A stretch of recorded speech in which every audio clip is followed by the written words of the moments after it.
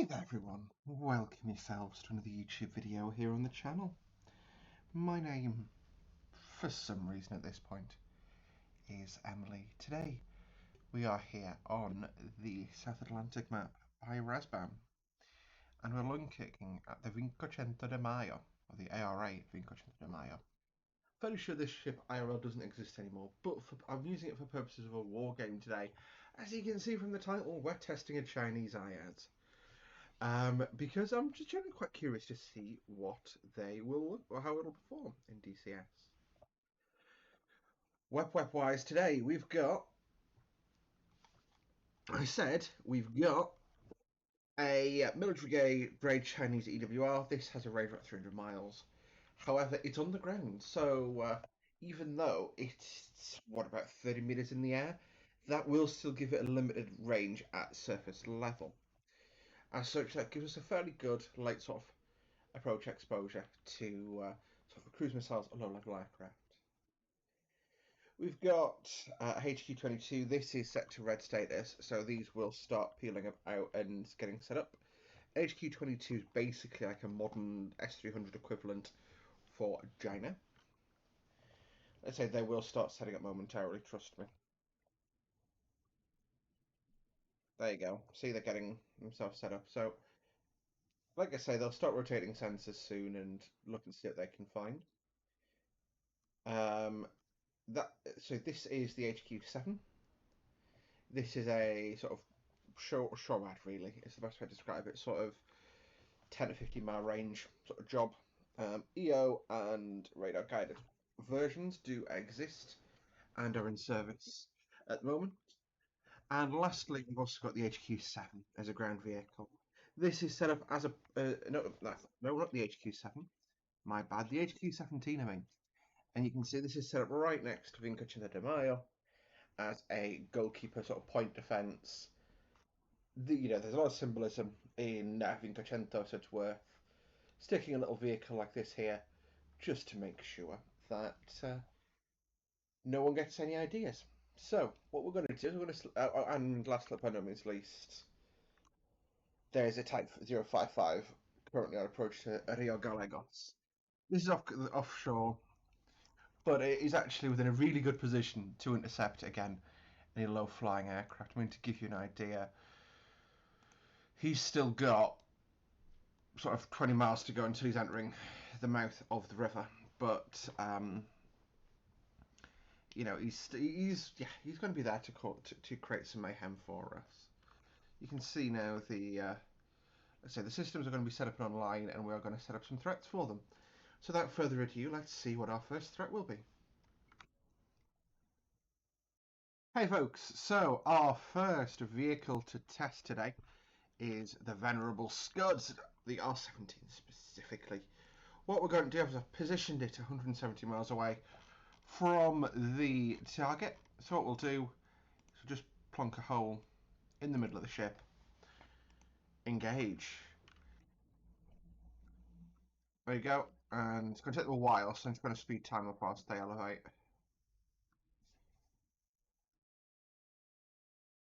Not sure why. What I will actually do is fix the game audio as well, so it's going to get a lot louder. I do apologise for that, folks. That means you guys can actually be able to hear the game. Sort of something we like to have happen. Yeah, it's about okay.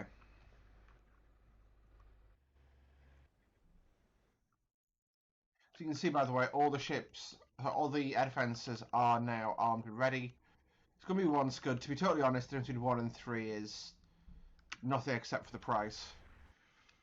So you can see the Scud is moving incredibly quick vertically, and it's going to cover the distance of 170 miles in not too long at all. This is one incredibly pretty map. I have to give it that much. So this is a 170 mile flight today that we're doing. Yeah, 165-ish or so miles. What we're going to do is just... HQ-7 has not detected it yet, so let's just quickly look at that time of flight.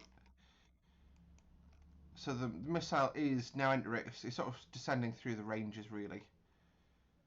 I'll probably expect them to launch when it reaches sort of this point here. I'll just give it a chance. No, not got it yet. Maybe it does, who knows. So he's now mid-flight, 3,000 knots, that's true speed. So 300,000 knots over the ground. Utterly shifting. No one's shooting back at him yet, by the way. All systems are armed for immediate intercept. Probably just too high. The 200,000 feet. The HQ-22 does not have capacity to go over about 100,000. HQ7, no hope. HQ17, even less. Oh, there we go. HQ9 from the ships now engaging it. Notice the ship's only fired one HQ9. I think it's a pretty good chance this HQ9 will hit. We'll watch on the map here. So you can see this is our missile. This is our boy. This is the Chinese missile going to intercept. They'll meet about here over Delta Charlie 96 probably.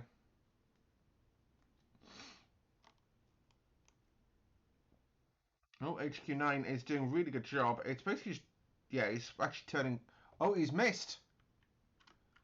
It's a miss, miss, miss. Okay, break. We've got HQ-22 fire. See, the HQ-22 is rapid shot. Away it goes. Zoom out of it. Boom! Now, this... Oh, a second missile's on its way downhill. That one got intercepted even earlier. So here is my theory. That second one, if I go... That got very close. Now here's the thing. You may have blown something up, and in game, when you blow something up, it gets deleted, or a weapon up, it gets deleted. But look what you blew it up over. The top of. Rio Gallegos town. So yeah, you're right. You've probably saved the ship here, having a hole shoved in its side. But it's still a bad day if you live in Rio Gallegos, because you're now being showered with lots of very hot scrap metal.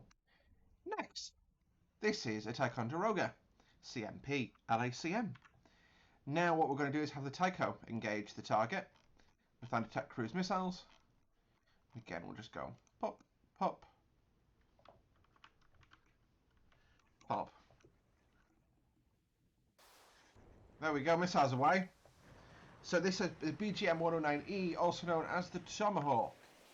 What happened is this will go down to a level, wings have popped out, and they're now basically in formation. This is a cruise. This is made a cruise missile attack. The Scud simulated a theatre ballistic missile. I used the Scud purely because I couldn't really think of another good analogy for it. The cruise missile threat here is basically a I'd say 90s cruise missile threat, but 90s cruise missiles, they were still pretty good. Now, interesting stuff about the Tomahawk. Doesn't use GPS. Nope. It has a IADS, initial navigation system, and probably that notch with the engine.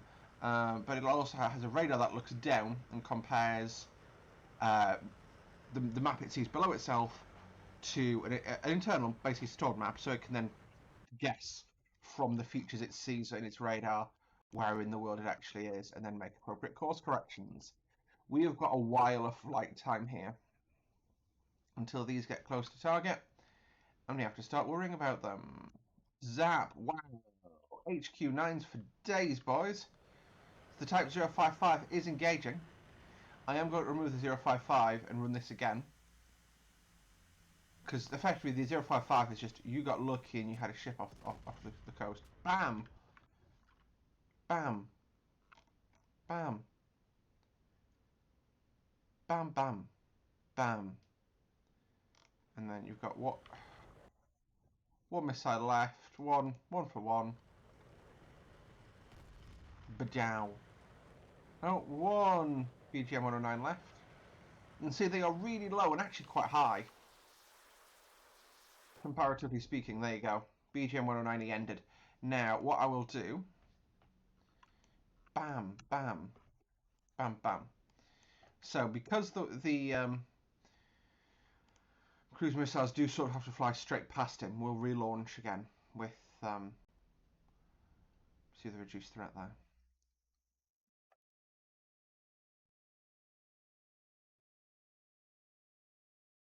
What we'll do is we'll add a target and jump, jump, start firing.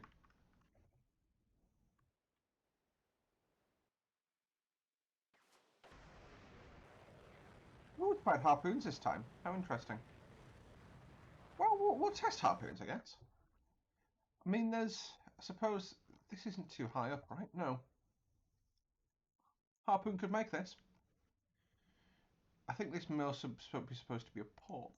Yeah, this is definitely a port area. Look, you've got like a coal terminal here. So there'll be probably like a spit here. You've got an oil terminal too. Again.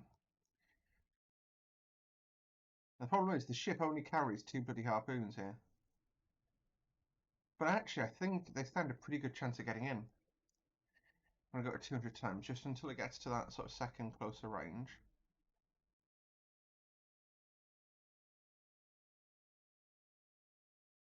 There we go. Entering the second range there now. Nothing engaged yet. Is anyone even looking? Oh shit. Need to fix this. Hang on. Well, you're going to see what 2 harpoons can do to a target that's not expecting them. Now, in fairness to the harpoons, if they...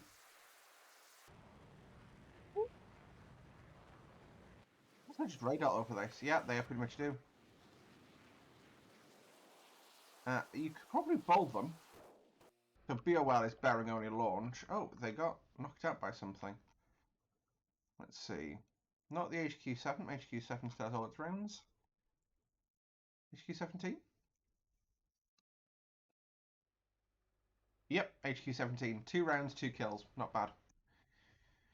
There you go. So, what we'll do is we'll now do a mass attack of...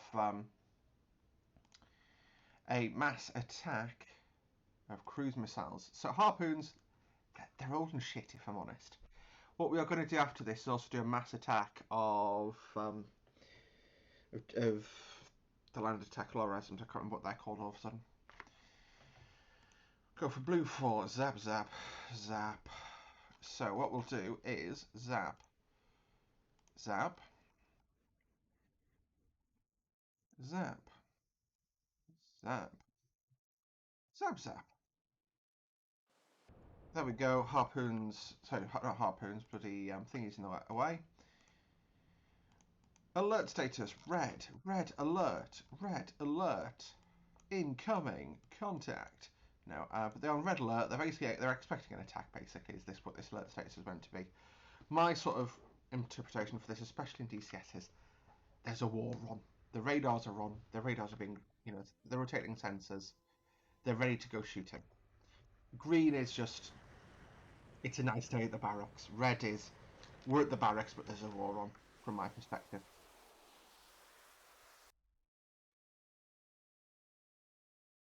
So,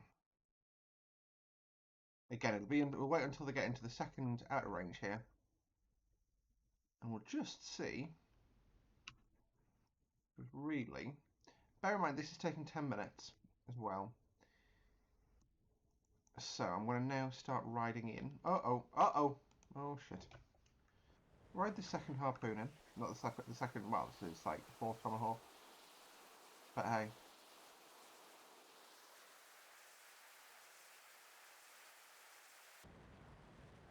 Interesting how much the palette here reminds me of Britain. Like sort of northeast Britain, northeast coast of Great Britain. Okay. We've got to be getting engaged now, right? HQ-17's out. Angry little dart missiles. They can see they pick up a load of energy really fast, but because they're at low level and they don't burn very long. Oh, oh, oh. Boom. That has taken out the first clump of missiles, actually. Bam. Oh. Bam. There we go. He's got down to 3 shells now as HQ-17. Definitely going to get rounds through if no one else engages. Boom. Boom. Boom. HQ-17 is now out of rounds. HQ-7 just flatly refusing to engage. He's going, I can't see him. He is not there. Yes. Hang on. HQ-17. Well, that field there on our left.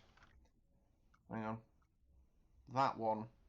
No, you can't even see my cursor when I do that. That's annoying. The big field. That's sort of disappearing behind the body there. That is where the HQ-7 is. Oh, got back, put a hole in a ship. Oh, whoa, HQ-22 is engaging. Now, that's interesting. Hang on. Let's... so much interesting shit happening here. So, you can see HQ-22 is engaging. However, you can see the missile goes low and aims to intercept. That first missile hasn't intercepted anything, it's just hit the ground. Second missile, out of the HQ-22.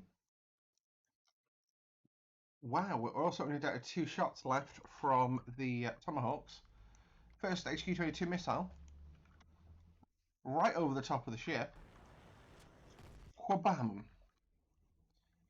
Next round, too late to stop Tomahawk. Bam. Now, bam. So 2 hits from a Tomahawk in roughly the same part of the superstructure, or same part of the body. To be honest, it's a bad day to be on Vingacento de Mayo. Probably not enough to fully sink the ship, but definitely enough to embarrass the locals into thinking that perhaps they're not as indefeatable as they once thought they were with their Chinese technologies. So, that is my little test with Chinese IADS that I made. So like I say, to recap, Chinese IADS, for your long-range work, you've got the HQ-22. This is your sort of Patriot Pack 3 / S300 equivalent.